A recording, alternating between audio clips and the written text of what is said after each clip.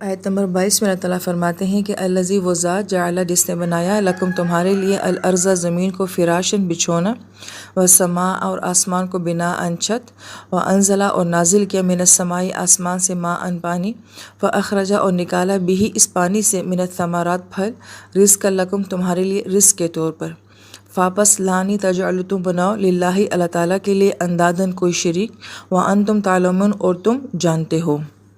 اب اگر ہم غور کرتے ہیں تو پچھلی آیت مبارکہ میں جو ہے اللہ پاک نے تخلیق کی بات کی تھی کہ وہ ذات جس نے تم کو تخلیق کیا ہے، اور اس آیت مبارکہ میں اللہ تعالیٰ فرماتے ہیں کہ جعل وہ ذات جس نے تمہارے لیے بنایا ہے۔ انسان کو تخلیق کیا گیا ہے، باقی کل کائنات کو جو ہے وہ بنایا گیا ہے۔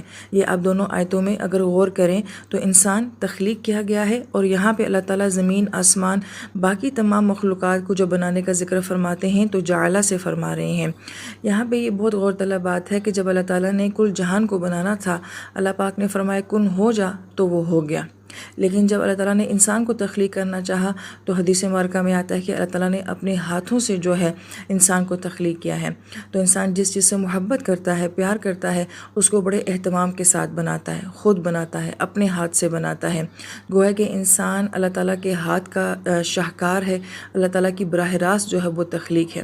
تو اللہ پاک نے ہمیں کن کہہ کے نہیں بنایا، بلکہ بڑی محبت اور پیار سے تخلیق کیا ہے۔ اور پھر اس آیت مبارکہ میں اللہ تعالیٰ فرماتے ہیں کہ ہم نے اس زمین کو تمہارے لیے فرش بنا دیا اور آسمان کو چھت بنا دیا ہے۔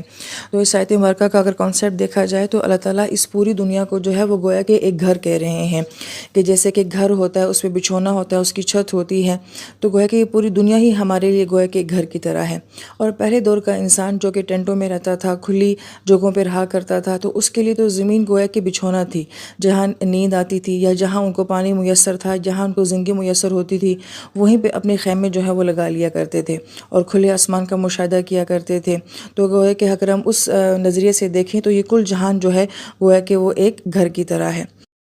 پھر اللہ تعالیٰ جو ہے وہ آسمان سے پانی نازل کرنے کے بعد جو ہے وہ ثمرات کا ذکر فرما رہے ہیں۔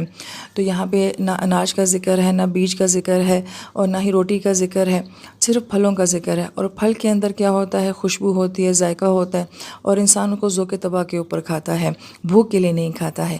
تو اس کے اندر کنسیپٹ یہ ہے کہ اللہ تعالیٰ نے اس دنیا کو جو ہے وہ ایک خوبصورت بنایا ہے، خوشبو والا بنایا ہے، ذائقے والا بنایا ہے۔ پھر اللہ پاک فرماتے ہیں کہ وَلَا تَجْعَلُوا لِلَّهِ أَنْدَادًا، کہ اللہ تعالیٰ کے ساتھ کسی کو شریک مت ٹھہراؤ۔ یہاں پہ اندادن کا لفظ جو آیا ہے یہ ند کے ساتھ آیا ہے۔ ند جو ہے وہ برابری کے لیے بھی آتا ہے، اور کسی کو کسی کے ساتھ مثل ٹھہرانے کے لیے، مشابہ ٹھہرانے کے لیے بھی آتا ہے۔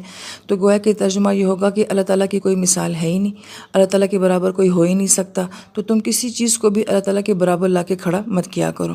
دوسرا معنی اس کا بیان یہ کیا جاتا ہے کہ آواز کا بلند ہونا، جیسے کہ ہم اردو زبان میں بھی ندا کا لفظ جو ہے وہ استعمال کرتے ہیں، بلند آواز کے لیے کہا جاتا ہے۔ بڑا خوبصورت معنی پھر آیت کا یہ بنتا ہے کہ تم اللہ تعالیٰ کے حکموں کے خلاف جو ہے اپنی آواز کو بلند نہ کرو۔ جو بات اللہ تعالیٰ کہہ دیں تو پھر اس کے مقابلے میں تمہاری آواز جو ہے وہ اونچی نہیں ہونی چاہیے۔ تو گویا کہ تم اللہ کے لیے آوازیں بلند نہ کرو، یا اللہ تعالیٰ کی ذات کے ساتھ جو ہے کسی کو برابر مت کرو۔